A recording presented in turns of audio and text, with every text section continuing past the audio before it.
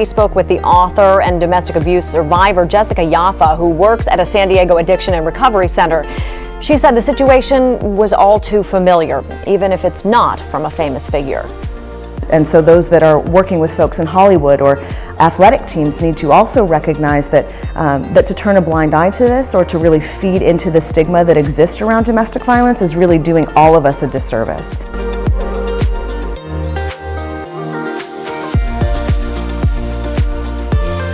And I'll just interject for a second and say that many of us, the community at large, sort of has these preconceived notions about who this happens to, who's susceptible, who walks into these relationships.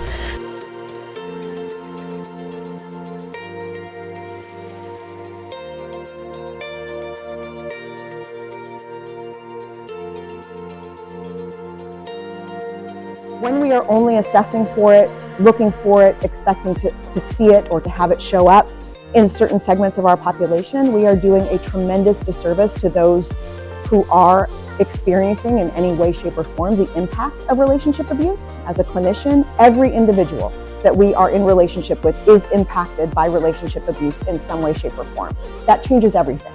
It changes the way in which we show up initially. It changes the way in which we do our assessments. It changes the way in which we do our follow-up. And it helps us to continue to ensure that we are coming from this really trauma-informed and intentional place when it pertains to the kind of language that we're using and the ways in which we are embodying the message of, I am a safe place.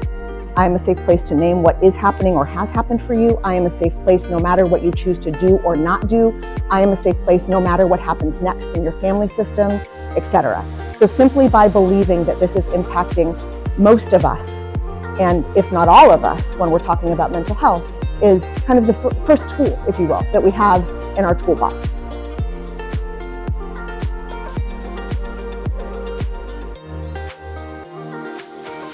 Normalizing all of that. Want to, again, begin to sink into this idea that although we're going to acquire some different skills and tools today, how we ask particular questions, the way in which we shape certain language, how we offer resources, that the most significant and powerful tool that we have is the power of empathy, compassion, transparency, and self-accountability. And we all have that, and it doesn't require a PhD, right? We all have it within us. You are working in this space because it is a part of your DNA.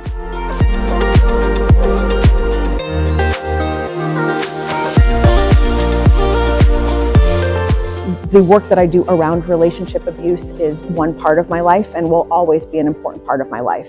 About 8 years ago, shifted into also focusing on healthy relationship development and spending a lot of my time and now my institute's time on connecting with individuals, couples, families, organizations around the development of healthy connection, how we do conflict well, how we navigate through challenging moments in relationship, how we explore our own boundaries and ways of being, how we deepen our understanding of our own attachment style, how we practice our own emotional regulation and model that to our children. It's a special place in my heart for this place, but also so appreciate all of the work that you do and just really thank you for taking the time to be with me and to engage in a topic that can feel really big. And the fact that you recognize it as important is so meaningful to me. So thank you for your time.